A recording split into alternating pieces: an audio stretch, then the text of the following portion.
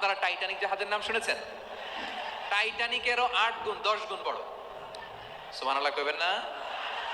Titanic জাহাজের 8 গুণ 10 গুণ বড় একটা জাহাজ আছে, আইকন অফ দ্য সি, আমি দেখে এসেছি। রয়্যাল ক্যারিবিয়ান দেখে এসেছি। সাগরের সামনে জেটিতে যখন দাঁড়ালাম, জাহাজটা যখন যায়, আমার মনে হচ্ছে একটা শহর, গোটা শহর, the entire city is floating on the water. পুরো একটা শহর মনে হয় পানির উপর দিয়ে ভেসে যাচ্ছে। পড়েন সুবহানাল্লাহ। এই যে আইকন অফ দ্য সি, এই ক্রুজ, এই জাহাজটা, এটার ভিতরে স্টেডিয়াম আছে। কিসের ভিতরে স্টেডিয়াম?